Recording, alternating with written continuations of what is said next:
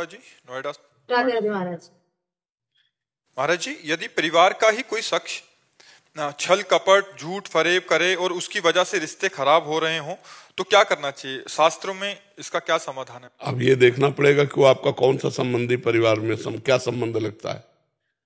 हर संबंध का एक अपना अधिकार होता है, सबके लिए सार्वजनिक उत्तर नहीं दिया जा सकता। आप किस संबंध से बात कर रहे हो? वो आपका कौन संबंधी है परिवार का? क्या लगता है आपका? भाई। हाँ, भाई लगता है। आपका ब्याह हो चुका है? तो अब आपको क्या मतलब है? आप अपने पति के अनुकूल रहिए, भाई का त्याग कर दीजिए। अगर हमारे पारिवारिक संबंध में अगर भाई के शब्दों के द्वारा, छल कपट के द्वारा विक्षेप पड़ रहा है तो भाई का त्याग कर देना चाहिए। और पति की अनुकूल परिस्थिति में हमको उनको अनुकूलता देनी चाहिए। प्रतिकूल परिस्थिति में धैर्य पूर्वक खड़े रहना चाहिए। हमें भाई माता पिता तब तक जो हमारे पति के अनुकूल, और हमारे पति के संबंध में यदि माता पिता भी हमें तो त्याग कर देना चाहिए, क्योंकि एक ही है आपके लिए कर्तव्य। अपने धर्म का पालन करते हुए पति को भगवान समझते हुए जीवन व्यतीत करो। ये भाई और ये माता और ये पिता अगर सहयोग देते हैं हमारे पातिव्रत धर्म में तो हम उनकी बात मानते हैं। अगर हमारे और पति के प्रतिकूल परिस्थितियां पैदा करने वाला कोई हो तो उसे त्याग देना चाहिए। और अगर इधर परिस्थिति ठीक है और उधर वो ऐसा कर रहा है और माता पिता विक्षिप्त हो रहे हैं तो? क्योंकि हम वो अपना अधिकार थोड़ी जला सकते हैं। मान लो ये स्त्री है, ये अपना अधिकार थोड़ी जला सकती है। क्या अधिकार जला सकती है? ना या तो भाई अपने पास रख लो, तो अपने पास रखने का अधिकार पति को है कि वो अनुमति दे। उनके आदेश से ही आप अपने माता पिता को रख सकते हैं। इसलिए आपका प्रधान कर्तव्य लक्ष्य होना चाहिए पति।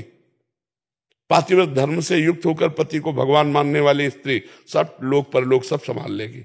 उनके पास पुत्र है, उन्होंने कर्म किया है, पुत्र ऐसा आचरण करेगा कि दुख भोगना पड़ेगा। अगर आपकी उदारता, आपके पति की उदारता कि वो आपके पास रहे, आप सेवा करे तो एक रास्ता बन सकता है, नहीं तो अपने अपने कर्म का अवश्य भोगना होता है। आप अपने पति को लेकर सतमार्ग में चलो। समझ पा रहे हो? अखिलेश जी।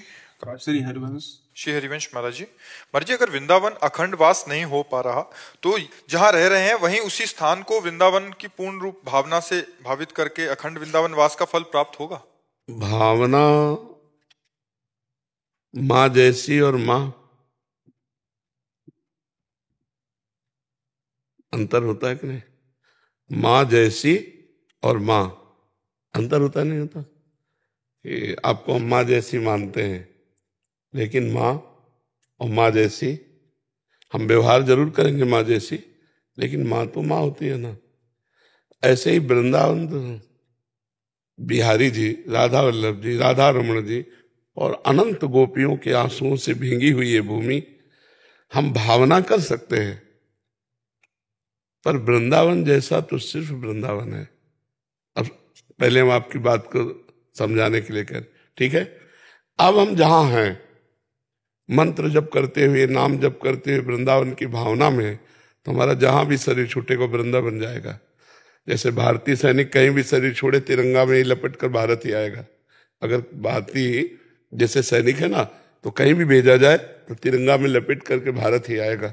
ऐसे ही कहीं भी हो, प्रिया प्रीतम के हो, वृंदावन के हो, उनका चिंतन करोगे और शरीर छूटेगा तो वृंदावन ही आओगे।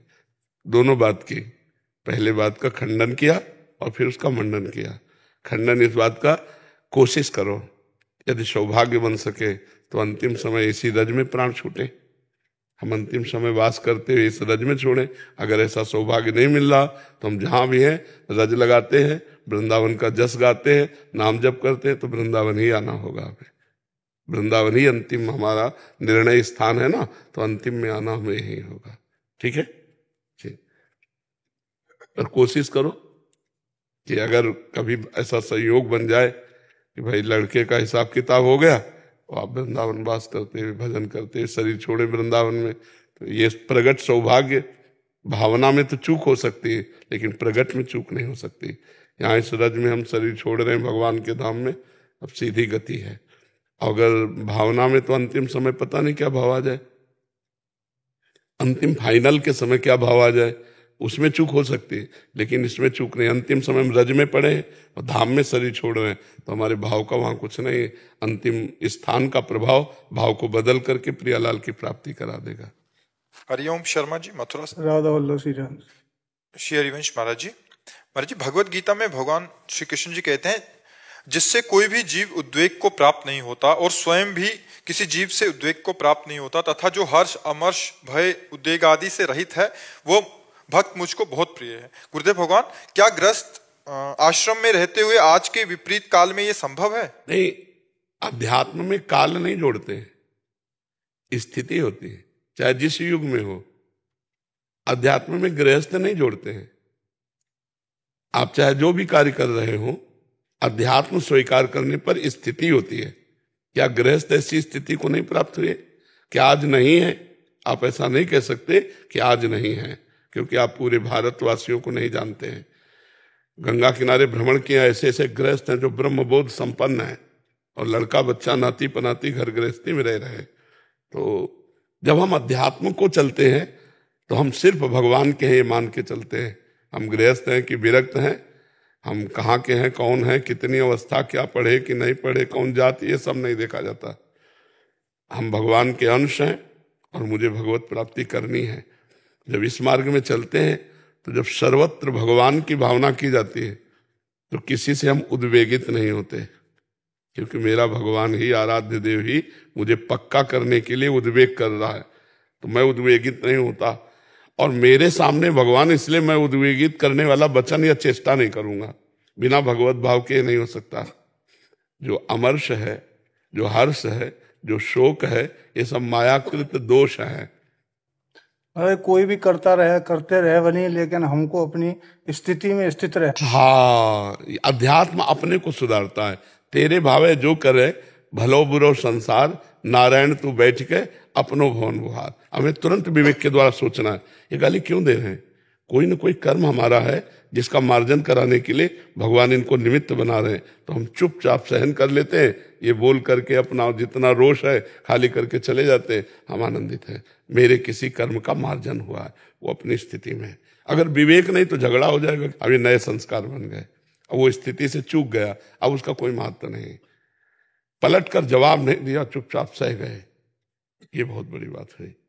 ये महान पुरुष है। आपको थप्पड़ मार दिया, आपने मुस्कुरा कर चल दिए, फिर वो गाली दे रहा है, आप महान पुरुष हो गए। क्षमावान महान होता है, न कि क्रोधी। आपको कोई प्रतिकार करने की इच्छा ही नहीं हुई, ये बहुत बड़ी स्थिति है, बहुत बड़ी स्थिति है। तो अब ये भगवान के भजन से आएगी। खूब नाम जप करो और भगवान से प्रार्थना करो तो वो स्थिति प्रदान कर देंगे। जितना उनको प्रिय है उनसे प्रार्थना करो, वही सद्गुण दे दो। हे नाथ, जो जो गुण आपको प्रिय है वो आप हमारे अंदर विराजमान कर दो। भगवान की आराधना करो, भजन करो, उनसे मांगो कि ये सारे सद्गुण हमें प्रकाशित करो हृदय में, जो आपको पसंद है। जैसा आप चाहो वैसा मुझे बना लो, वैसा बना लेंगे। इसमें गृहस्थी का कोई बाधा नहीं है, कोई बाधा नहीं। ये भ्रम छोड़ दे कि गृहस्थी होकर के हम भगवान की प्राप्ति नहीं कर सकते, या जो संतों की गति होती वो हमारी गति नहीं होगी। नहीं, ऐसा नहीं। हाँ, थोड़ा अलग है, उसको समझना पड़ेगा कि गृहस्थी में हम कैसे चले जिससे हम संतों की गति को प्राप्त हो। अगर वो समझ गए तो गृहस्थ में रहते हुए आप संत हो। विभीषण जी कोई लाल पीला वस्त्र पहने थे क्या? रावण के भाई थे, राजमंत्री थे। भगवान की शरण में जब आए तो भगवान ने क्या कहा? तुम सारीखे संत प्रिय मोरे। सीधे संत कह रहे, तुम सारीखे संत प्रिय मोरे, धरो देह नहीं आन्य। तुम्हारे जैसे संतों के लिए मैं अवतार धारण करता हूं।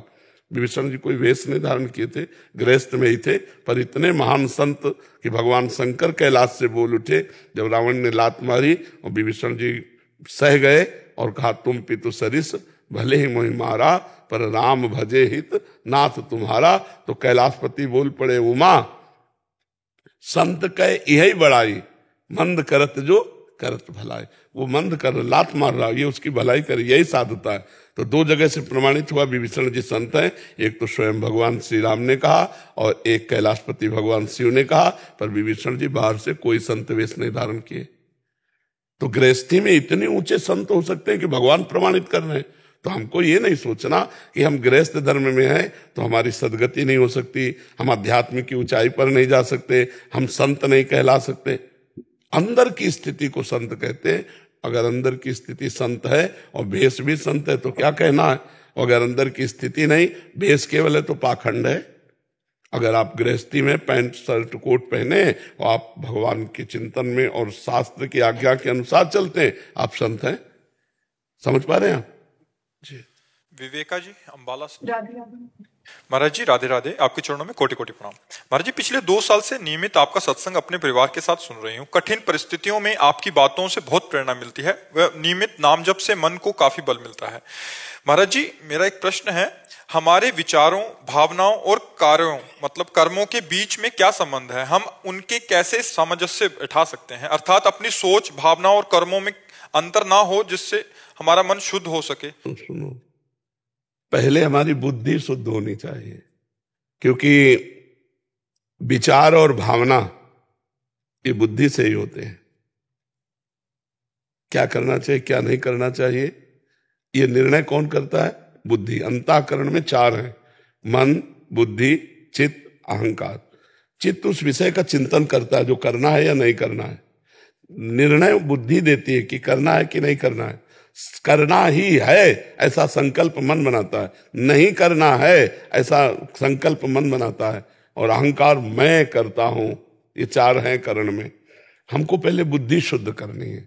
अगर बुद्धि भगवान के भजन में लगी है तो हमारे विचार निर्णय करने वाली बुद्धि होगी, तो विचार अच्छे होंगे, हमारे भाव सुंदर बनेंगे और हमारे कर्म निषिद्ध नहीं होंगे, सत्कर्म होंगे, विधि पूर्वक कर्म होंगे, भागवतिक कर्म होंगे, पुण्य कर्म होंगे, पाप कर्म नहीं बनेंगे। तो हमें पहले बुद्धि सुधारनी है। यदि हमारी बुद्धि शास्त्र सम्मत चलती है तो सुधरी हुई है, और यदि शास्त्र के प्रतिकूल चलती, मनमानी चलती है तो बुद्धि बिगड़ी हुई है। जिस बुद्धि को मन ने अपने अधिकार में कर लिया वो बुद्धि बिगड़ी हुई है, और जिस बुद्धि ने मन को अपने अधिकार में कर लिया वो बुद्धि सुधरी हुई है। बात समझ लो, जिस बुद्धि को मन ने अपने अधिकार में ले लिया वो बिगड़ी हुई बुद्धि है, और जिस बुद्धि ने मन को अपने अधिकार में ले लिया वो सुधरी हुई बुद्धि है। किसका प्रश्न है, समझ पा रहे हैं आप? हाँ। हर्षदीप यादव जी। महाराज जी आपके चरणों में कोटि कोटि प्रणाम। महाराज जी मुझे कुछ महीने पहले यहाँ से मैंने दिनचर्या लिया और आपकी कृपा बल से वो दिनचर्या चल रही है, परंतु गुरुदेव कुछ समय से मन बहुत उदास रहने लगा है, कुछ भी करना। क्योंकि विषय सेवन करने वाला मन है, अब उसे विषय मिल नहीं रहा, उसे मनमानी करने को मिल नहीं रहा, तो उदास की बात, उसे मारना होगा। मन मारिया तन बस में की ना हुआ भरम। मन को मारना होता है, और मन को मारना बहुत कठिन होता है। निर्विषय करना ही मन को मारना है, गंदी बातों से मन को बचा लेना ही मन को मारना है। अब गंदी फिल्म मोबाइल में देखने को नहीं मिल रही, गंदे आचरण करने को नहीं मिल रहे, मनमानी आचरण करने को नहीं मिल रहे, तो उदास तो हो ही जाएगा वो। तुम्हें इसकी चिंता नहीं करनी, तुम मन थोड़ी हो, तुम भगवान के अंश हो, मन अलग है। उदास होने दो इसको। अगर उसकी प्रसन्नता में तुम लगोगे ना तो तुम उदास हो जाओगे, तुम्हें फंसा देगा, तुम्हें संकट में डाल देगा, चिंताग्रस्त कर दे। ये जितनी जेलें भरी है ना, ये सब मन के अनुसार चलने वालों से भरी है, शास्त्र के अनुसार चलने वालों से नहीं, गुरु के अनुसार चलने वालों से नहीं। इसलिए सावधान, इसकी उदासी पर चिंता मत करो। ये धीरे धीरे कुछ दिन उदास रहेगा, फिर आपके अनुकूल चलने लगेगा। क्योंकि जब उसको उधर चारा नहीं मिलेगा तो इधर आनंद लेने लगेगा, भगवदानंद का। अभी वो विषयानंद के लिए आपको खींच रहा है, इसलिए उदास है, आप चिंता न करो। अमित कुमार आनंद जी। राधे राधे महाराज जी। महाराज जी गुरु कृपा, शास्त्र कृपा और संत कृपा, क्या इन तीनों में कोई अंतर संबंध है? अगर हाँ तो इन्हें कैसे समझें? एक ही बात है, जो संत वाणी है वो गुरुवाणी है, जो गुरुवाणी है वो संत वाणी है। संत और गुरु शास्त्र से बिलग नहीं बोल सकते, तो शास्त्र वाणी, संत वाणी, गुरुवाणी। शास्त्र कृपा, संत कृपा, गुरु कृपा एक ही है, थोड़ा अपनी कृपा अलग है। तीनों कृपा है, आपकी कृपा अपने ऊपर नहीं तो कुछ लाभ नहीं होगा। आपकी अपने ऊपर कृपा है तो चाहे संत वाणी मिल जाए या गुरुवाणी मिल जाए या शास्त्र मिल जाए तो करुणा करके भगवत मार्ग प्रकाशित हो जाएगा। अपनी कृपा की सबसे ज्यादा कमी है। हमारे ऊपर भगवान की कृपा है, हमारे ऊपर संतों की कृपा है, हमारे ऊपर गुरुवाणी जी की कृपा है, पर हमारी कृपा हमारे ऊपर नहीं है। हम अपना कल्याण नहीं करना चाहते, मनमानी आचरण करके हम अपनी दुर्गति कर लेते हैं। ये हम अपने ऊपर कृपा करें कि हम अपने द्वारा अपना उद्धार कर लें। बिना हमारी कृपा के किसी की कृपा हमारे ऊपर काम नहीं करेगी। हम अगर गुरुवाणी को स्वीकार करेंगे, संत वाणी को स्वीकार करेंगे, भगवान की वाणी को स्वीकार करेंगे, तभी तो हमारा कल्याण होगा। नहीं तो बरस तो रहे हैं भगवान भी, संत भी, गुरु भी, लेकिन हम तरस रहे हैं क्योंकि हम उनसे विमुख होकर विषय भोगों में रत हैं। इसलिए हमारी मनमानी जो इच्छाएं हैं, गुरुमानी तो कोई बिरला होता है, मनमानी सब होते हैं। मनमानी हट करके गुरुमानी हो जाए। गुरु लाखों लोग बनाते हैं, लेकिन गुरु की बात कोई बिरला मानता है।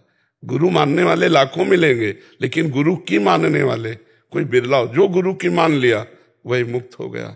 मोक्ष मूलम गुरु कृपा, वही कृपा पात्र बन गया। मन वचन कर्म से आदेश का पालन करना ही कृपा पात्र है। तो हम अपने ऊपर कृपा कर लें, सबकी कृपा हमारे ऊपर है, वो सब कृपा एक ही है, और हमारी कृपा हो जाए तो सब कृपा हमारे ऊपर फलीभूत हो जाए। समझ पा रहे हैं आप जी? पवन सैनी जी दिल्ली से। राधे राधे। राधे राधे महाराज जी, आपके चरणों में कोटि कोटि प्रणाम। महाराज जी, संत, महात्मा, ऋषि और रसिक में क्या भेद है? संत, संत भगवान के सिवा जिसने सब का कर दिया है अंत, उसका नाम संत। जाने संत अनंत समाना। ये जितना नानात्व जगत दिखाई दे रहा है, इसमें जिसने देख लिया कि एकमात्र श्री भगवान के सिवा और कुछ नहीं, और निरंतर चिंतन भगवान का, उसे कहते हैं संत। जो संसार के चिंतन को नष्ट करके भगवान के चिंतन में स्थित है, उसे कहा जाता है संत। समझ रहे हो? और महात्मा, वासुदेवास्वर में सा महात्मा सुदुर्लभा, जो केवल भगवान को देखता है, न स्त्री न पुरुष न जड़ न चैतन्य, वो महात्मा है। और ऋषि जो शास्त्र प्रणीत आचरण साधन करके गृहस्थी धर्म का भी पालन करते हैं। गृहस्थ धर्म में भी हम सब ऋषियों की संतान हैं। ऋषियों देखो, कोई याज्ञवल्क्य गोत्र, कोई भरद्वाज गोत्र, कोई सांडिल्य गोत्र, ये सब ऋषि तो हैं जो गृहस्थ धर्म से युक्त होते हुए भी शास्त्र सम्मत ब्रह्मबोध संपन्न है। उन्हें ऋषि कहते हैं। जो निरंतर मंत्रों का मनन करते रहते हैं, उन्हें मुनि कहते हैं। मननशील को मुनि कहते हैं। तो ऋषि, मुनि, संत, महात्मा और भक्त जो भगवान की विशुद्ध भक्ति करते हैं, और रसिक, रसिक तमय पहचानिए जाके या रस रीति, छिन छिन ही में उपजे लाल लाडली प्रीति। लाडली लाल की प्रीति प्रतिपल जिनके हृदय में उदय हो रही है, उनको रसिक कहते हैं। रसिक बहुत दुर्लभ है। जो प्रिया प्रीतम का प्रेमी मिलना बहुत दुर्लभ। यद्यपि भगवान ने कहा महात्मा मिलना बड़ा दुर्लभ है। जो समस्त जगत को वासुदेव में देखता है, ऐसा महात्मा दुर्लभ है। वासुदेवा सर्वमित सा महात्मा सुदुर्लभा। लेकिन ऐसा महात्मा मिल भी सकता है, लेकिन प्रिया प्रीतम का, श्यामा श्याम का प्रेमी ने ही पावनो दुर्लभ। ऐसा रसिक मिलना बड़ा दुर्लभ है।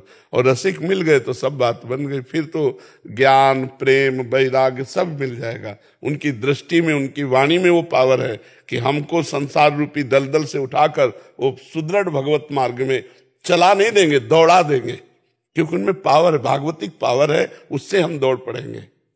मर्जी, हमारा भला करने के लिए जो भगवान के पार्षद भेजे जाते हैं, उनको भी भगवत प्राप्ति क्यों करनी पड़ती है? क्या भगवत प्राप्ति के बाद वे पार्षद बनते हैं?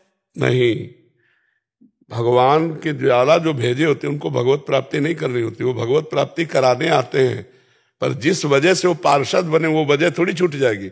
नाम कीर्तन करना, नाम जप करना, भगवान की लीला कथा सुनना, भगवान की लीला कथा गाना, भगवान के लिए प्राण समर्पित करना, यही उनकी साधना थी। अब सिद्ध होकर यही स्वभाव बन गया है। अब उनको भगवत प्राप्ति, जो भगवान के द्वारा भेजे पार्षद हैं, उनको करना नहीं होता, वो तो किए हुए हैं, पर उनका आचरण वही रहेगा जो एक भक्त का आचरण रहता है, क्योंकि इसी से तो सिद्ध हुए थे। समझ पा रहे हो आप? हाँ, उनको कुछ करना नहीं, वो तो पूर्ण हो गए। जिसके पाने के बाद कुछ पाना बाकी नहीं रहता, जिसके जानने के बाद कुछ जानना बाकी नहीं रहता, जिसके देखने के बाद कुछ देखना बाकी नहीं रहता, वो है भगवत प्राप्ति। और जिसको एक बार हो जाती है तो दोबारा थोड़ी प्रयास करना पड़ता है। अब वो तो आनंद लूटे जो भगवत प्राप्त हो गया। समझ रहे बच्चा? दीप्ति कौशिक जी पंजाब से। महाराज जी, आपके चरणों में कोटि कोटि प्रणाम। महाराज जी, जीवन में कोई भी कार्य करते समय पूर्णता महसूस नहीं होती, एक खालीपन सा रहता है। हाँ, एक काम कर लो। किसका है प्रश्न? हाँ, एक काम कर लो। प्रविश नगर कीजय सब काजा, हृदय राखी कौशलपुर राजा। खाली नहीं रहेगा, हृदय खाली नहीं रहेगा। जो भी कार्य करो पहले भगवान को अपने हृदय में चिंतन करो। प्रविश नगर कीजय सब काजा, हृदय राखी कौशलपुर राजा। भगवान श्री राम, भगवान श्री हरि, पहले उनको नमन करो, उनका चिंतन करते हुए कार्य करो। कभी हृदय खाली नहीं रहेगा, आनंद से भरा रहेगा। समझ रहे आप? जी। अभिषेक मित्तल जी अंबाला से। राधे राधे महाराज जी। महाराज जी, भगवान श्री कृष्ण भगवत गीता के अध्याय 18 में कहते हैं कि यदि तुम सदैव मेरा स्मरण करते हो तो मेरी कृपा से तुम सभी कठिनाइयों और बाधाओं से को पार कर पाओगे। यदि तुम अभिमान के कारण मेरे उपदेश को नहीं सुनोगे तो तुम्हारा विनाश हो जाएगा। महाराज जी, इसका भावार्थ ऐसा है कि अगर भगवान की आज्ञा के अनुसार नहीं चलोगे तो मनमानी चलोगे। और मन है ये बहुत दुष्ट है, ये कभी गंदी से गंदी बात की सलाह देता है, कभी अच्छी से अच्छी बात की सलाह देता है। तो इनकी दोनों सलाहों को हमें भगवान की आज्ञा से मिलाना होगा। तस्मात् शास्त्रम प्रमाणम ते कार्याकार्यो व्यवस्थितो। ये जो मन कह रहा है ये ठीक है कि गलत, वो भगवान की वाणी से मिलाया। तो ये भगवान की वाणी कह रही है, ये बात हम कैसे समझेंगे? तो भगवान का नाम जप करो, भगवान का चिंतन करो, तो तुम्हारी बुद्धि पवित्र होगी। पवित्र बुद्धि ही भगवान के वचनों को समझ पाएगी। जो भगवान के वचनों को समझ गया उसका समस्त जो विपत्तियां हैं, जो दुर्गम कठिनाइयां हैं, उसके लिए घास फूस के समान वो लांघता चला जाएगा। अगर भगवान की वाणी नहीं समझी, मनमानी आचरण किए, तो दलदल में फंसते चले जाओगे, विपत्ति में फंसते चले जाओगे। यही सर्वनाश है। बुद्धि का भ्रष्ट हो जाना ही सर्वनाश है। ध्यायतो विषयान पुंसान संगास्ते सुपजायते, संगात संजायते कामः, कामात् क्रोधो विजायते, क्रोधात् भवति सम्मोहा, सम्मोहा स्मृति विभ्रमः, स्मृति भ्रंशात् बुद्धिनाशो, बुद्धिनाशात् प्रणश्यति। जो मनमानी विषय भोगों का चिंतन करता है वो विषय क्रिया करता है। विषय क्रिया में बाधा पड़ने पर क्रोध और पूर्ति पर लोभ होता है, और लोभ और क्रोध दोनों स्मृति नष्ट कर देते हैं। स्मृति नष्ट होने पर बुद्धि मूढ़ हो जाती है, और मूढ़ बुद्धि होने पर भ्रष्ट हो जाता है।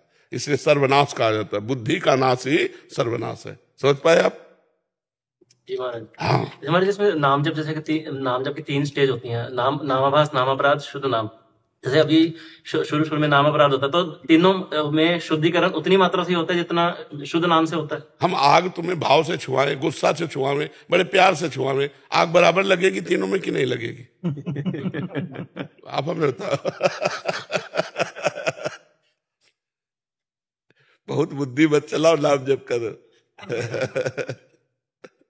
जी महाराज जी, राधे राधे। महाराज जी, मैंने ये माना तो था कि मेरे गुरु ही, मतलब आप ही ब्रह्म हो, आप ही श्री जी हो, आप ही लाल जी हो, लेकिन इसका अनुभव कभी नहीं हुआ। क्योंकि आप हमारी बात को नहीं मान रहे हैं। अगर आप राधा राधा राधा राधा राधा राधा राधा राधा राधा हर श्वास में रटे तो आपको पहले रोना आएगा, और फिर आएगा बलिहारी गुरुदेव ऐसा आनंद दिया। फिर और जब आगे बढ़ोगे तब रूप झलक आएगी, तब उस रूप को देखोगे जो नेत्रों में प्रकाशित होगा। तो गुरु की तरफ देखोगे तो उन्हीं का दिया हुआ रूप, और वो ही है। पिय मूर्ति नयनन वसय ते ही रस रहाय समाय। पहले तो शब्द की त्रुटि हो गई आपसे कि माना था, मतलब माना है महाराज। नहीं, था और है में अंतर होता है ना। नाम जप करो, पवित्र आचरण करो, भगवान को भोग लगा के भोजन पाओ, और लंबे समय तक सातु दीर्घ काल निरंतर सत्कार सेवितो दृढ़ भूमि। दीर्घ काल तक, लंबे समय तक। तो हमारी जब वासनाएं नष्ट होंगी, हमारे मानस नेत्र खुलेंगे। 3 नेत्र हैं। एक ये आप देख रहे हैं जिनसे केवल प्रकृति देखी जाती है, और एक मन में नेत्र खुलते हैं जो प्रेम नेत्र होते हैं, और एक बुद्धि में नेत्र खुलते हैं जो ज्ञान नेत्र होते हैं। जब ही के नयन प्रकट होते तब गुरुदेव में प्रियालाल दिखाई देते हैं। अभी तो इन्हीं नेत्रों से देख रहे, तो तुम्हारा पांचभौतिक शरीर, हमारा पांचभौतिक शरीर, तुम्हारे मन बुद्धि का खेल, हमारे मन बुद्धि का खेल। जब मानस नेत्र प्रकट होंगे तब उनसे देखोगे कि गुरुदेव साक्षात इष्ट देव हैं। और गुरुदेव में ही नहीं, चराचर जगत में ये क्रूरा अपि पापिनो न च सताम संभाष्य दृश्यास्य सर्वान वस्तुतया निरीक्ष परम स्वाराध्य बुद्धिर्मम। जो क्रूर हैं, पापी हैं, दुष्ट हैं, नीच हैं, संभाषण योग्य नहीं, वो भी साक्षात हमारे इष्ट देव हैं, ऐसा देखोगे। और जब ऐसा देखे तो दृष्टि ठीक है, और जब ऐसा ना मिले तो दृष्टि ठीक नहीं है। महाराज, ये सिर्फ नाम जप से ही होगा? हम कह रहे हैं विश्वास कर लो। नाम जप से आप क्या कहते हो, क्या नहीं हो सकता, तत्वबोध हो जाएगा। आज सत्संग सुना था? नहीं सुना? सत्संग सुनो तो प्रश्न का उत्तर मिलेगा। नाम जप हम वैखरी से शुरू करते हैं, अधिक काल जपने के बाद वो मध्यमा में पहुंचता है, मध्यमा से सुषमना में पहुंचता है। जो हृदय शास्त्र सार से संचलित हो, सुषुम्ना कुंडलनी को जागृत करती है, फिर पश्यंती में पहुंचता है, फिर परावाणी में रोम रोम में नाम छा जाता है। नाम कोई आप साधारण बात समझते हो? राम नहीं कह पाते थे, मरा मरा कहे तो ब्रह्मर्षि पदवी प्राप्त किए और भगवान के अवतार के पहले भगवान की लीला लिख दी। कौन सा ज्ञान, कौन सा प्रेम, कौन सी वस्तु तत्व ऐसा नहीं है जो नाम ना बोध करा सके। बस नाम पे विश्वास होना सबसे कठिन काम है। भगवान का नाम जो निरंतर जपते हैं, तो बिल्कुल हम सब शास्त्रों की, सब संतों की अपने हृदय की बात कहते हैं। अब आखिरी में हम इतने केवल चिल्ला रहे नाम जपो नाम जपो नाम, बस। ये कलिकाल मलायतन मन कर देख विचार से रघुनाथ नाम बिन नाहि नान आधार। कृतयुगे ध्यायते विष्णुम तेतायाम रजतई मखई द्वापरे परिचर्यायाम कलौ तद्धर कीर्तनात्। हरेर नाम हरेर नाम केवलम कलौ नास्ते गति अन्यथा। अब पकड़ो ना, इस लोक याद कर लेते थोड़ी बात होगी। पकड़ो और हर श्वास में चलाओ राधा राधा राधा राधा राधा राधा राधा राधा राधा राधा राधा नाम जप करो। ये श्लोक तो मुझे सारे महाराज जी आपकी वीडियो देख देख के याद हो गया, मैंने थोड़ा सा कुछ पढ़ा है। हमारी बात याद कर ली जरूरी नहीं, हमारी बात मान ली जरूरी है। मान लो, चल दे तो बात हो जाएगी। महाराज जी, एक पारस शर्मा जी किसका है? राधा वल्लभ की नहीं। महाराज जी, आपके चरणों में कोटि कोटि प्रणाम। महाराज जी, आपकी कृपा से मैंने 1 साल पहले रोज का कुछ समय निकालकर नियम पूर्वक नाम जप करने का नियम लिया था। मैं राम नाम का जप करने लगा। आपकी कृपा से प्रयासरत भी हूँ, पर कभी कभी लगता है आज तो बस राधा नाम जपूंगा, कभी लगता है कि कृष्ण कृष्ण जपूंगा। तो क्या मैं राम नाम में ये स्थिर रहकर उनमें ही राधे श्याम की भावना कर लूं, या जब मन में जैसा भाव आए वैसा? जो राम शब्द है ना, इसमें सब समाया हुआ है, सब समाया हुआ। राम में राधा, माँ में माधव समाये हुए। और जो राधा में रा है ना, वो तो राम में विराजमान है। राधा रसदात्री, माधव रस भोक्ता। तो राम में तो राधा माधव दोनों विराजमान है। हमें जो नाम प्रिय लगे, हमारे भगवान के सब नाम एक जैसे ही हैं, समान शक्ति वाले, समान करुणा कृपा वाले। बस हमको आसक्ति एक नाम में होनी चाहिए। एक संत ने लिखा, राधा को आधा जपे, श्याम नाम को अंत, तो इनको निस्दिन जपे तिनको कहते संत। बिल्कुल बिल्कुल बिल्कुल, राम राम राम राम, बिल्कुल। महाराज जी, एक वस्त्र ऊपर डाल। अभी महाराज जी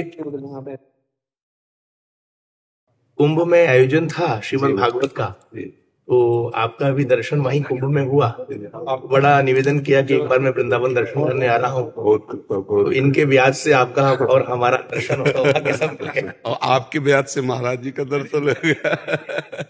15 वर्षों से ये तप में है। और जो आबू है अपना माउंट आबू, वहीं पर निर्जनों में वहां प्रश्न का हुआ है। 15 वर्षों से इसी तप में है। भगवान की सामर्थ्य है, नहीं तो 10 मिनट ऐसे करो तो दर्द करने लगता है पहले। हाँ, भगवान की। हाँ, और इन्हीं संतों से अपना भारत पवित्र है, सनातन पवित्र। हाँ, सनातन जो है, जो कष्ट तप सह करके भगवान का भजन करते हैं, वही जगत पावन करते हैं, जगत मंगल करते हैं। बाबा महाराज श्री का ब्रजवासियों के प्रति इतना भाव है, वही बात की जन्मित्रम परमानंदम पूर्णम ब्रह्म सनातनम। बहुत अच्छा भाव है ब्रजवासियों के प्रति। ममता जी दुबई से। राधे राधे गुरु। राधे राधे महाराज जी।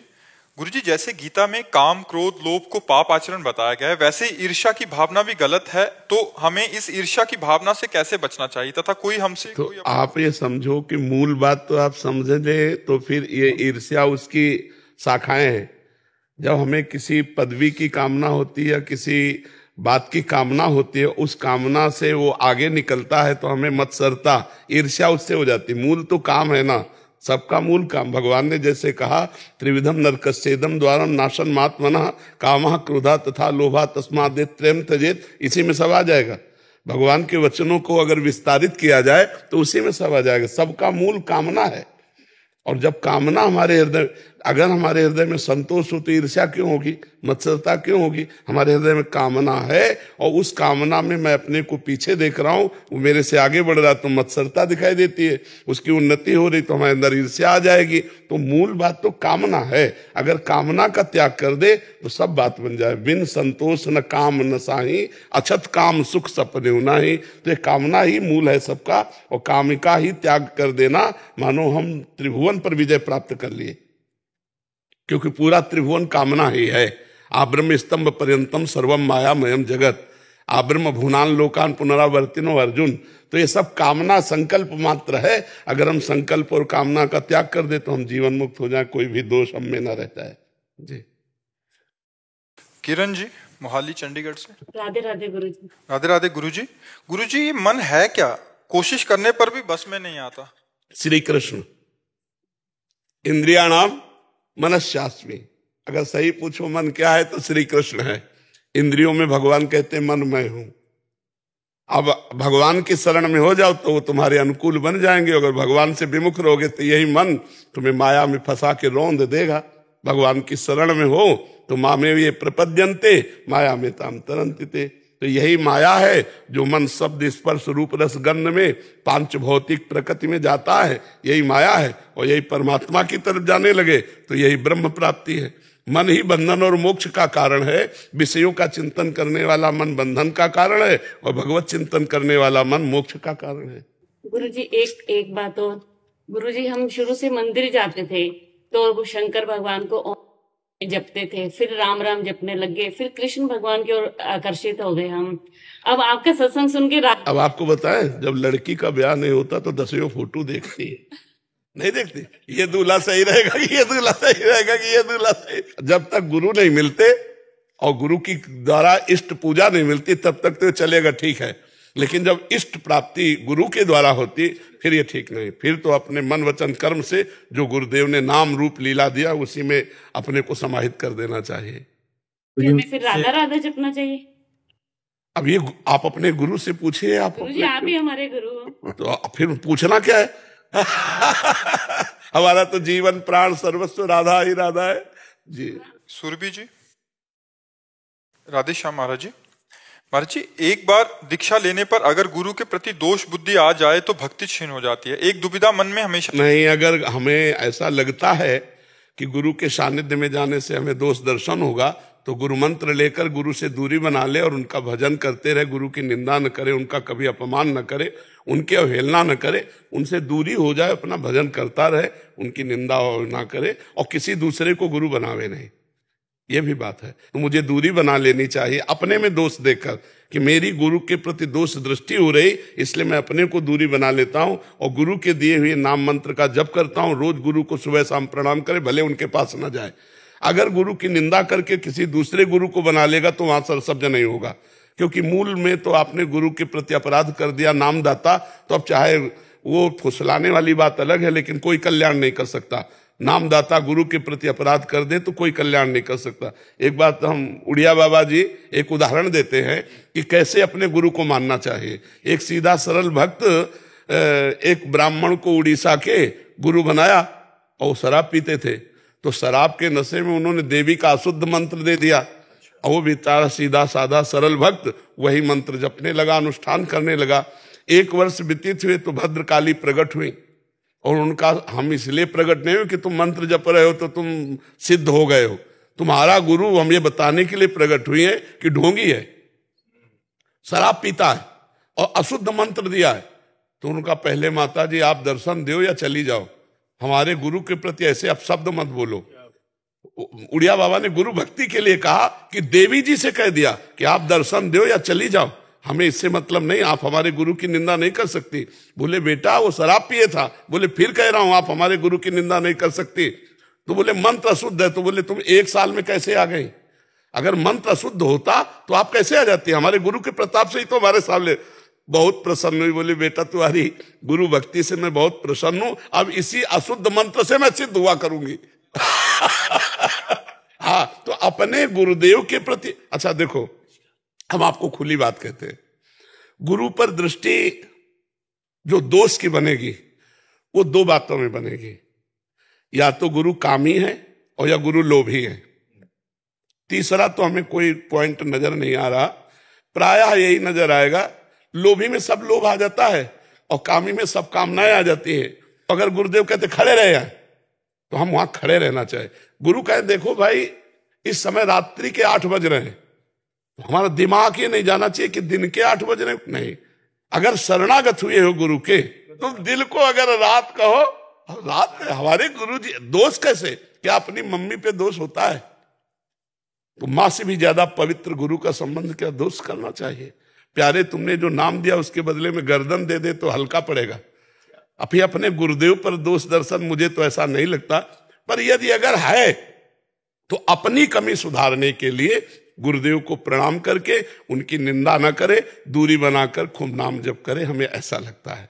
हमें तो आपको भाव का सारा खेल होता है ना, हमें गुरुदेव मारे या गुरुदेव प्यार करे या गुरुदेव तिरस्कार करे, सब में प्यार नजर आता है। गुरुदेव के द्वारा अमंगल किसी का हो जाए ऐसा तो मुझे नहीं लगता, ऐसा मुझे नहीं लगता। हम मनमानी आचरण करें, कोई शासन शास्त्र का गुरुदेव का ना स्वीकार करें, हम अपने को क्षमा कर देते हैं। विचार कीजिए, अपने प्राण प्रिय गुरुदेव ने जिन्होंने नाम दिया, मंत्र दिया, अपना जीवन दे दिया, हम उन पर दोष दर्शन करें। मुझे आज तक की बात समझ में नहीं आई कि अगर कोई 1 लोटा पानी पिला दे तो मैं उसका ऋणी होता हूं, और गुरुदेव ने नाम रस पिला दिया और हम गुरुदेव पर दोष दर्शन करें। इतने बड़े ज्ञानी हो गए, इतने बड़े महात्मा हो गए, हम इतने बड़े पवित्र हो गए, जरा लौट के अपना परिचय देखो। क्या तुम गुरुदेव के लायक थे? जब उन्होंने स्वीकार किया तो तुम गुरुदेव को ही दोष दर्शन के द्वारा तिरस्कार कर रहे हो, तुम्हारी दुर्गति पक्की है। यह हम सबको समझा रहे हैं, सहसा किसी को गुरु मत बनाओ, लेकिन गुरु बनाओ तो जैसे अपनी माँ है, अब चाहे वो कड़वी स्वभाव की हो चाहे मीठी स्वभाव की हो, माँ तो माँ है। हम दूसरे को माँ थोड़ी कह सकते हैं, जो अपनी माँ है वो माँ ही माँ है। जब हम सांसारिक संबंधों में अपने माँ और अपने पिता को माँ पिता ही कहेंगे, तो परमार्थिक संबंध में गुरुदेव का जब सर्वस्व है तो हम गुरुदेव पर दोष दर्शन कैसे कर सकते हैं? बस यही इतना एक हम और आपको बता दे, संदीपनी जी जब अपने गुरु जी के यहाँ सेवा में रहते थे तो बहुत से शिष्य थे, तो संदीपनी जी को गुरु जी बहुत प्यार करते थे, उनके गुरु जी। तो सब शिष्यों में ईर्ष्या फैल गई, तो गुरुदेव ने एक स्वांग किया उन्माद का, पागल का, थूक देना। संतों के बड़े विचित्र खेल होते हैं अपने से दूर करने के लिए, डंडा उठाना, गाली गलौज करना। अब सब भागने लगे शिष्य, संदीपनी जी उनकी सेवा में रहे। जब कुछ दिन बाद उन्माद का स्वांग उतरा तो उनका बेटा सब शिष्य कहाँ गए? बोले गुरुदेव आपकी इस क्रियाओं से वो सब भाग गए। बोले तुम क्यों नहीं भागे? गुरु जी आपको स्नान कौन कराता, भिक्षा मांग के कौन पवाता? तो बोले क्या मैंने तुम्हारे साथ उद्दंडता नहीं की? बोले गुरु जी हमारे साथ उद्दंडता का प्रश्न इसलिए नहीं बनता कि हमारी वस्तु नहीं है, ये शरीर आपकी वस्तु है। अगर आप करते हैं, इसे पीटते हैं या थूकते हैं, तो गुरु जी मेरा नहीं है, ये आपका है। तो बोले बेटा तुम्हारी गुरु भक्ति से मैं प्रसन्न हुआ, मैं अपने गुरु जी के दिए हुए भजन से परम धाम जाऊंगा, और परम धाम स्वयं शिष्य बनेगा तुम्हारा आके। भगवान परम धाम है ना? हाँ, भगवान आकर संदीपनी जी के शिष्य बने। गुरु भक्ति। अच्छा, अब गुरु जी पे जैसे कहा जाए कि लोभ करते हैं गुरु जी, तो गुरु जी ने जब नाम रूपी धन दिया तब तुमने ऐसा महसूस किया कि गुरु जी ने क्या दिया? क्या एक राम नाम, एक कृष्ण नाम, एक हरि नाम के बराबर त्रिभुवन की ये माया है? और अगर गुरु जी परीक्षार्थ तुमसे कह देंगे यार ऐसा ऐसा कर दो, तो तुम्हें प्राणपण से कर देना चाहिए, तुम्हें सोचना नहीं चाहिए कि गुरु जी लोभी है। तो मुझे लगता है 2 ही बात में गुरु पर दोष दर्शन हो सकता है, या गुरु कामी या गुरु लोभी। तो हमें लगता है कि ऐसा दर्शन करना बड़ा ही अपनी गति बिगाड़ लेना है। तो अगर हम ऐसा लगने लगा है तो हम अपनी दृष्टि ठीक करने के लिए गुरु जी से अलग होकर और खूब भजन करें, और गुरु जी जब मिले तो साष्टांग दंडवत करें, कभी गुरु की निंदा न करें तो मंगल हो जाएगा। गुरु की खोज करनी चाहिए या गुरु का इंतजार करना चाहिए? हाँ, दोनों बातें बहुत उत्तम है। यदि आपके अंदर योग्यता है तो खोज करो, अगर योग्यता नहीं जानते हो कि तो इंतजार करो, आके हाथ पकड़ लेगा। अगर आप योग्य अपने को समझते हैं कि मैं खोज लूंगा तो खोजिए, और अगर आप जानते हैं कि मैं खोजने में असमर्थ हूं तो पुकारिए, वो आकर के आपको पकड़ लेंगे। जी। स्टीवर्ट जेम्स लंदन से। राधा राधा। महाराज श्री हरिवंश। अच्छा, श्री हरिवंश बोला। महाराज जी, गुरु और भगवान के प्रति समर्पण करने का सबसे अच्छा तरीका क्या है? हाँ, गुरु और भगवान में समर्पण की भावना तभी आती है जब हम पहले अशरण हों, तब शरण में जाएं। हमको महसूस होना चाहिए। अब तुम कैसे समझोगे, तुम हम अंग्रेजी में कैसे समझो, हमें तो अंग्रेजी आती नहीं। अब कोई एक हो तो थोड़ा तो उसको समझाओ। आप ये ट्रांसलेट कर दें। हाँ, पहले हमारा जो जीवन है वो ये समझ में आवे कि अनाश्रित है, कोई मेरा नहीं है। So basically, first of all, we need to understand there's no one in the world who is supporting us apart from God. We are only lean towards God. That's it. हाँ, अब हम काल से भयभीत हैं, मृत्यु से भयभीत है, माया से भयभीत है। मुझे कौन बचावे इस जन्म मरण के चक्र से, इस दुख से, इस चिंता से, इस शोक से? तो पता चला गुरु की शरण में जाओ। We always have a fear of a death. Like we all thinking that one day we have to go from the world. How will we get away from this fear? The only reason, the only way to get away from that is to see like we got somebody who is always looking after us. And that's our Sadguru. That's our saint who is always there to support us. फिर गुरुदेव की जब शरण में गए तो गुरुदेव ने बताया कि एकमात्र भगवान ऐसे हैं जिनका आश्रय लेने से काल, मृत्यु, शोक, चिंता, जन्म मरण के भय से हम बच सकते हैं। Only after you meet Sadguru, you will get that gyan, you will get that knowledge that the only way to get away from all this fear of this world is to believe in God, that God is always with us, who's looking after us, taking care of us like a mother. तो जो निरंतर गुरुदेव के उपदेश, नाम जप, मंत्र जप और शास्त्रों का स्वाध्याय और परोपकार करता रहता है, वो भगवान का शुद्ध शरणागत बन जाता है। भगवान, एक बार बोले। So who always listen to what Guru is saying and try to follow that and try to bring that into our life. Every single step you should follow the Guru's steps. Then you will surely feel that God is next to you or you are into their lap. जब हम Guru Bhakti. Right, okay. For 40 years, I've had a guru. ये कह रहे हैं कि हमारे पास गुरु ज्ञान 40 साल से ले रहे हैं महाराज जी। हाँ, तो बहुत गुरु किया हुआ है 40 साल से। बहुत सुंदर है, बहुत सुंदर है। पर आपकी अभी स्मृति कहाँ टिकी है, संसार में या भगवान में? Your concentration, every time you have to focus, is that towards the world or towards your guru? It's difficult after my son died 2 years ago. इनका बेटा की डेथ हो गई 2 साल पहले महाराज जी। Anand, my Anand is small now. It's better slowly, but 2 years ago he was 18 and was killed. अब स्मृति कहाँ है? Every time you're thinking about your son, every time you focus towards your son who passed away. So I try not to, yeah. So you have to try more. Every time just think about the God. That whatever happens because of the God will. Yeah. That's it. Yeah. अभी स्मृति बेटे में ही है। नहीं तो कोई शरणागति नहीं मानी जाएगी। वो कह रहे हैं कोशिश कर रहे हैं तो नहीं, पर कोशिश 40 साल हो गए तुम्हें गुरु शरण में, अभी शरणागति नहीं मानी जाएगी। शरणागत का भगवान के सिवा कोई नहीं होता, वो भगवान का विधान ही उसे सुखमय होता है। तुम्हें नाच पढ़ना चाहिए कि मेरे भजन के बल से मेरे पुत्र की कम आयु में भगवत प्राप्ति हो गई। एक्चुअली वो कहते 2 साल पहले ही बच्चे का देहांत हुआ था, तभी हम कह रहे तुरंत नाच पढ़ना चाहिए। नहीं, अगर शरणागति होती तो तुरंत अंदर से आता कि जोई जोई प्यारो करे सोई मोई भावे। But I know everything happens for the better. Yeah, exactly. I know God 100%. everything. Without a doubt. You need to believe in that. ये कह रहे हैं कि हम मेरे को पता है कि जो भगवान करते हैं ठीक होता है, but difficult, but you have to chant God's name. तो माना कहाँ? आप शोकित क्यों हो गए? अगर आपको पता है तो आप शोकित क्यों हो गए? So why you have a sorrow? Why you thinking like, why you get disappointed when you know everything happening for the reason? I think I know it happens for a good reason, but I think it's karma. And my karma, and maybe all you have to do, just always remember towards God. बोल रहे मेरे कर्म का फल नहीं, कर्म का फल नहीं। अब मानना है भगवान का मंगल विधान कि मेरे भजन के बल से मेरे पुत्र का इतनी कम अवस्था में कल्याण हो गया। So you have to think positive that because you are into a guru surrender, your son got a God in a very short span of time. All you have to do now, think about the God that whatever happening is because of God. And then you'll become very like, you will be dancing very soon. Yeah, I had Krishna Darshan last week in England. Okay. So ये कहते कृष्ण के कीर्तन में गए थे last week में, अभी London में, तो he's वो कोशिश कर रहे हैं भगवान की तरफ आगे जाने की. तो ये अभी शरणागति नहीं मानी जाएगी, परिपक्व शरणागति. It will not call as a surrender yet unless you totally focus on God.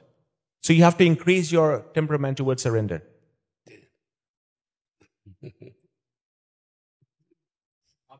तुमने हमारी बात को बताया, इसको दुपट्टा फैला से पढ़ाई लिखाई का यही लाभ है. हाँ, यही लाभ है बच्चा, यही लाभ. महाराज जी, आप भजन गायक हैं, खाटू श्याम जी के भजन गाते हैं. अच्छा नहीं है मित्तल जी. अच्छा अच्छा, एक भजन आपको. हाँ सुना दो, सुना दो, सुना दो. हारा हूँ बाबा पर तुझ पे भरोसा है, जीतूंगा एक दिन मेरा दिल ये कहता है. मेरे माझी बन जाओ, मेरी नाव चला जाओ, बेटे को सावरिया तुम गले लगा जाओ. हारा हूँ बाबा पर तुझ पे भरोसा है, जीतूंगा एक दिन मेरा दिल ये कहता है. परिवार मेरा तेरे गुण है गाता, दोषी तो मैं हूं उन्हें क्यों सताता. दोषी तो मैं हूं उन्हें क्यों सताता. उन्हें तुझ पे भरोसा है, तूने पाला पोसा है. उन्हें तुझ पे भरोसा है, तूने पाला पोसा है. हारा हूँ बाबा पर तुझ पे भरोसा है, जीतूंगा एक दिन मेरा दिल ये कहता है. मैंने सुना है तू बिगड़ी बनाता, मैंने सुना है तू बिगड़ी बनाता. बिन बोले भगतों की नाव चलाता, बिन बोले भगतों की नाव चलाता. मिलता न किनारा है, न कोई और सहारा है. मिलता न किनारा है, न कोई और हमारा है. हारा हूँ बाबा पर तुझ पे भरोसा है, जीतूंगा एक दिन मेरा दिल ये कहता है. महाराज जब ये कीर्तन करते हैं ना, 4 साल के बच्चे से लेके 80 साल का बुजुर्ग भी झूम झूम के नाच. बिल्कुल. एक भी ऐसा व्यक्ति नहीं जो इनके कीर्तन में आए और नाच के ना जाए, अपने आप उसके कदम. हमारा कीर्तन नहीं है ठाकुर जी. बिल्कुल, इसीलिए ये महिमा है. अहंकार पूर्वक यदि गाया जाए तो स्वाद नहीं आएगा, और जब दैन्य पूर्वक गाया जाता है तो उसमें भगवत वाणी प्रकाशित होती है, उसमें भगवान की महिमा प्रकाशित होती है. बहुत सुंदर. खूब नाम जप करते रहो और अच्छे से चलते. इनकी ऐसी कृपा है, भैया का मन मतलब अचानक से कल कार्यक्रम में आए, कार्यक्रम भैया का फोन आया, हमें बाबा के दर्शन करने. मैं भी नंदगांव थे, मैं इनके भैया पूरे देश को, पूरे नौजवानों को आपने एक ऐसी राह दिखा दी है. नाम जप से लोग दूर हो चुके थे जी, आज उनको नाम जप की शक्ति महसूस भी हो रही है और जुड़ते जा रहे हैं. सबसे बड़ी बात है, एक नाम जप ही है जो पूरे देश को जोड़ सकता है. बिल्कुल. और कोई ऐसी चीज नहीं. बिल्कुल. और इसमें ये बात है कि अगर 100 बार नाम जप कर लिया तो उनको परलोक में बहुत बड़ा लाभ मिलेगा, क्योंकि रजिस्टर में मानो सब लिखा है पाप पाप. इसने 10 बार कृष्ण बोला, 10 बार राधा बोला, अब उसका हिसाब यमराज को भारी पड़ जाएगा, क्योंकि त्रिभुवन में कोई नाम की बराबरी करने वाला नहीं. और कलयुग केवल नाम आधारा. कलयुग में कृतयुगे ध्यायते विष्णु त्रेतायाम यजतई मखई द्वापरी परिचर्यायाम कलौ तद्धरि कीर्तनात्. भगवान के नाम का कीर्तन ही सब पापों का नाश करने वाला. नाम जप ही जो है सबको जाति पाति से दूर कर. बिल्कुल बिल्कुल बिल्कुल. इसमें हमारी चर्चा में ये सब कुछ रहे. हम हैं श्री राधा नाम दीवाने, और जो राधा राधा नाम रटत है वाकी चरण धूलि हम छाने। बिल्कुल बिल्कुल। और जो राधा नाम से दूर करे हमें, हम वाकी सूरत भी ना पाए। बिल्कुल बिल्कुल बिल्कुल। तो बाबा भाई तेरे दर्शन करके आनंद आ जाए। कह तो नंद बाबा के दर्शन होए, ओके नंद बाबा की सी पिंडी यहाँ दरी, यहाँ दर्शन होए बाबा। बड़ा सुकून मिलता है। नंद के लाला की जय और ब्रजवान के जमाई की जय। जय हो।